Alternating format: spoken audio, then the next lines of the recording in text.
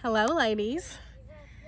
So today we are on week 4, day 1, which means that after today we will be over halfway done with our Bible study, which it's gone by really fast, I think. I hope everybody is staying encouraged and still learning a lot from each lesson. I am, and I hope you guys all are too. Stay encouraged. Keep your eyes on Jesus. Let's get through. If you're getting discouraged or you're getting where it's too much or maybe it's not enough or whatever, get it together because we're halfway through and we still got a lot to learn. So let's get started. So day 1 of week 4. King Saul. Big picture check-in. We've watched the Israelites form a nation and leave Egypt for the Promised Land. They've entered divided up land and made progress defeating the inhabitants. Unfortunately, they haven't conquered all of the people of the land, and the remaining groups are bad influence on the Hebrews. And the 12 tribes are just that, divided groups of people, no nation. God wants the Israelites and all of us to be monotheistic, believing and worshiping the one true God. The inhabitants of Canaan and surrounding areas are polytheistic, meaning they worship many gods. The Israelites demand a king so they can be powerful and look to a man for leadership, which inevitably leads them to look less at God. Samuel warns them that demanding a king is an awful decision, but the Israelites don't care. So we meet a man who will become their first king. And the story starts out nicely. Saul is incredibly handsome, tall, and wealthy. When Samuel meets Saul, God confirms Saul's the guy who's going to be king. And Samuel passes along the message. Saul doesn't go for it initially and actually shows some humility, which will not be his trademark response for too long. Eventually, he accepts the role and is crowned king. For a few chapters, we'll see Paul as a victorious leader as he dominates many enemies in battle. Things are going swimmingly. That is, until Saul disobeys Samuel's instructions about an offering. He acts out of his own will instead of God's command, and as a result, Samuel delivers a powerful blow in the form of a prophecy. Describe what Samuel tells Saul will happen as a result of his actions in 1 Samuel 13:13 through 14. Those scriptures say, "And Samuel said to Saul, Thou hast done foolishly. Thou hast not kept the commandment of the Lord thy God, which he commanded thee. For now would the Lord have established thy kingdom upon Israel forever. But now thy kingdom shall not continue. The Lord hath sought him a man after his own heart, and the Lord hath commanded him to be captain over his people, because thou hast not kept that which the Lord had commanded thee." Sorry, Saul, it's not looking too good. So how does Samuel describe the man who will take Saul's place? It says that God seeks a man who's after his own heart. Means that he has the same heart as God, that has the same desires as what God does for his people. So depending on the translation you're reading, you may have said a man loyal to God or a man after God's own heart. Saul continues to make poor choices, and eventually God intervenes and tells Samuel to strip the kingdom from him. In part of Saul's apology to Samuel, he says these words, "I have sinned, for I have transgressed the commandment of the Lord and your words, because I feared the people and obeyed their voice." That is in 1 Samuel 15:24. Well, that'll sure get my attention. Not that I've ever made a bad choice because I was looking more to people than to God, because I would never do that. Insert major irony here. How about you? Do you ever let people's opinion shape your actions? How does that work out for you? I'm going to say that we probably all have, and I'm going to say that it never works out real great, because God's opinion is really the only one that matters. Typically, kings rule until death and were replaced by a son, but in this case, God removed kingship from Saul's family because of his sin. We will get to meet Jonathan, Saul's son, a bit later, and he's a good warrior like his dad, but he won't ever be crowned king. Instead, God tells Samuel to go to the house of Jesse because he has chosen one of Jesse's sons to be king. What does Samuel think when he meets Jesse's son Eliab? in 1 Samuel 16, 6 through 7. And that says, "And it came to pass when they were come that he looked on Eliab and said, Surely the Lord's anointed is before him. But the Lord said unto Samuel, Look not on his countenance, or on the height of his stature, because I have refused him. For the Lord seeth not as man seeth. For man looketh on the outward appearance, but the Lord looketh on the hearts." So when Samuel first sees Eliab, he thinks, he's strong, he looks like a warrior, he looks tough, he looks brave, he's big, tall, all of these things that you would think that you would want in a king, in a leader. But the thing that God's looking for is a heart that is like his own. Why does he think that, and what does the Lord tell him in response? Well, I just kind of answered that. He tells him that he's refused him, that he doesn't look on the outward appearance, that he is looking on his heart. He's looking for somebody with the right heart. So Samuel meets all the sons Jesse introduces, but God makes it clear to him that none of these fellows are the chosen king. Finally, Samuel asks Jesse if he has any other sons. I smile when I think of Jesse's reply. I imagine him sheepishly answering, yeah, there's one more. Name's David, but he's not much of a warrior. He scans the selection of men he's already presented and finishes hesitantly. He's a shepherd boy, that one, out in the fields tending to the livestock, but I can get him. How many times have we seen this happen? Leave it to us to pay attention to the wrong attribute and jump to the wrong conclusions. Jesse brings David to Saul, and the rest is history. Samuel knows he's found the guy. It won't happen right away, but he has no question. David the shepherd will reign over Israel as king. In the meantime, Saul has gone crazy. The Spirit of the Lord has left him, and he's become a madman. His servants tell him they have a great idea. They'll bring in a musician. Harp music will calm Saul down.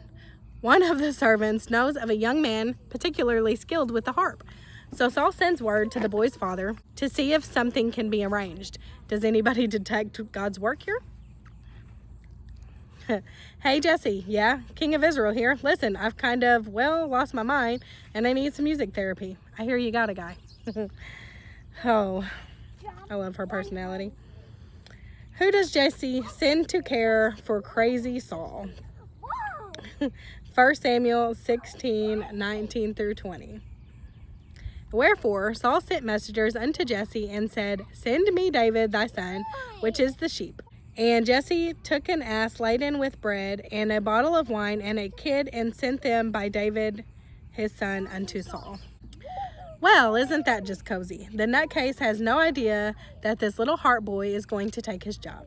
That surely would have put a damper on things. Time passes. When next we see Saul, the Israelites have been fighting the Philistines. They've come up against a rather formidable foe. And one day, he's out looking for his strapping brothers. David happens upon the battle scene.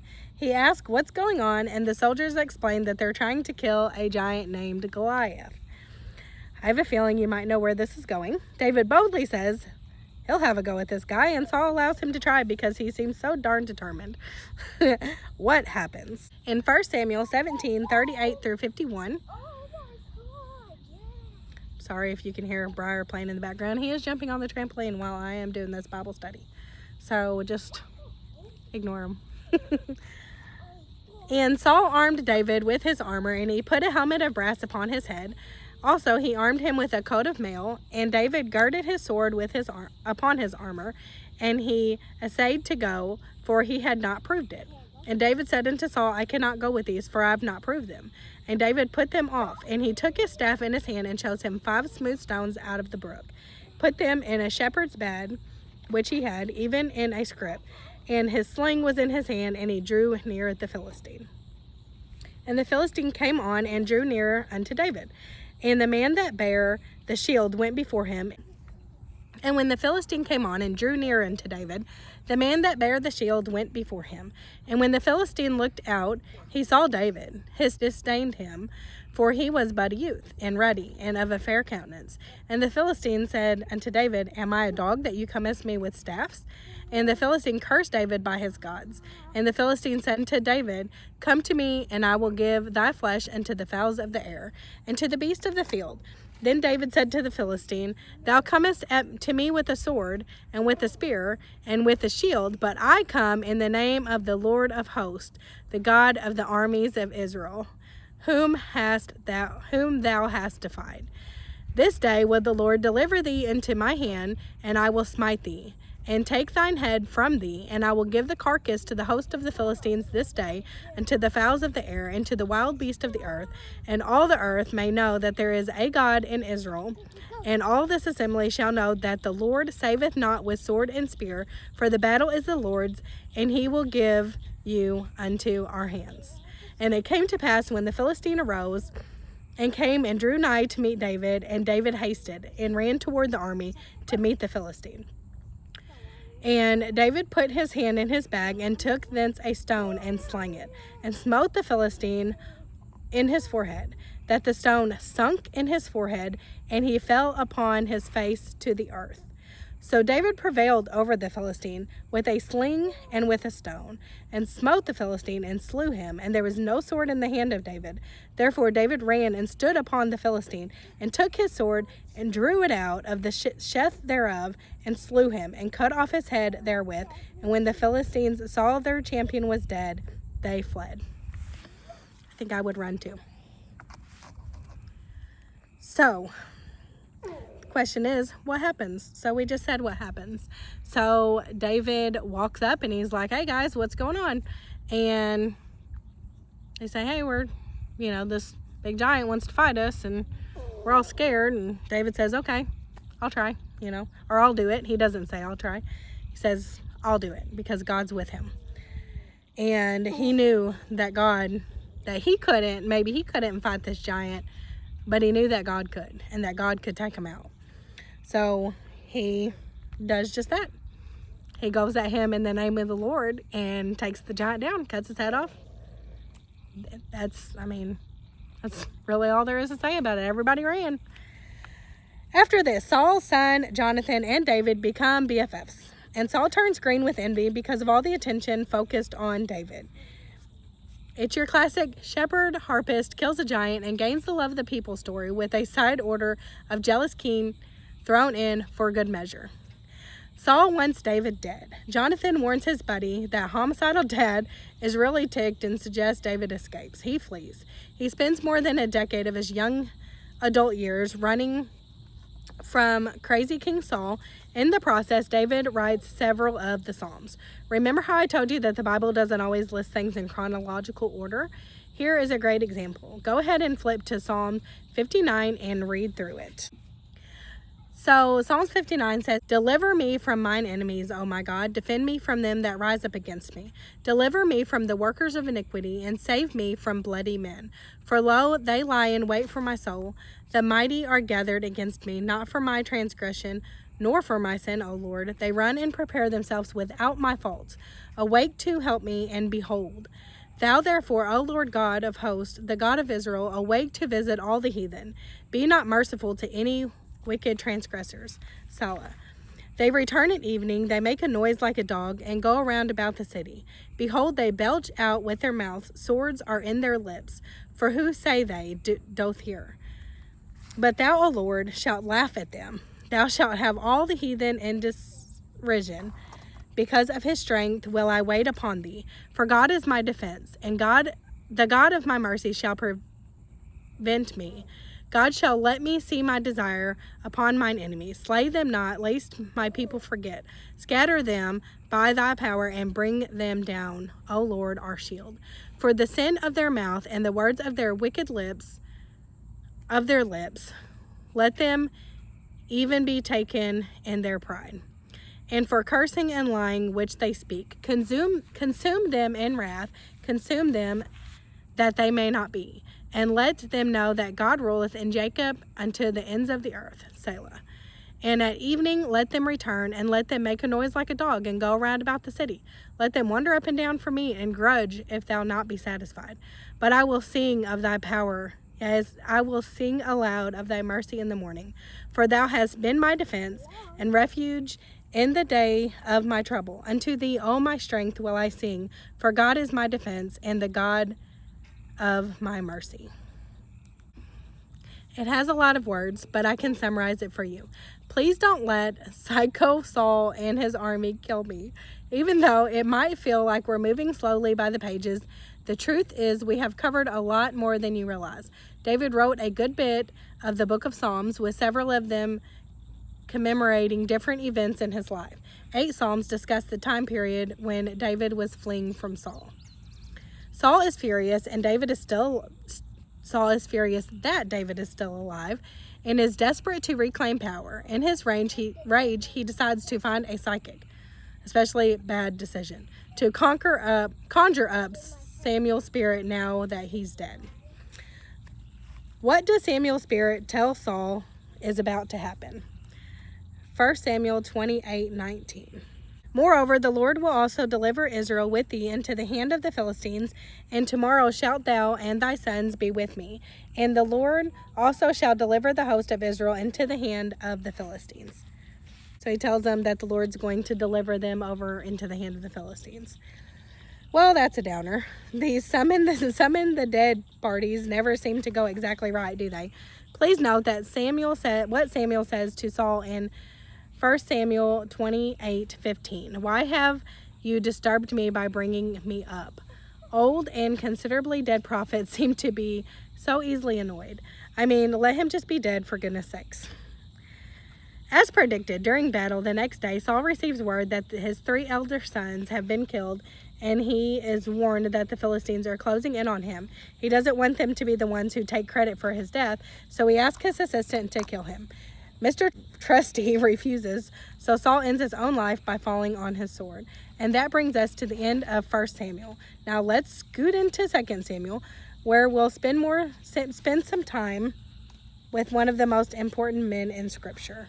Okay, so, sorry, mosquitoes are biting me. But it got dark fast on me. But anyway, that is the end of day 1. So stay tuned for day 2 when we talk about King David.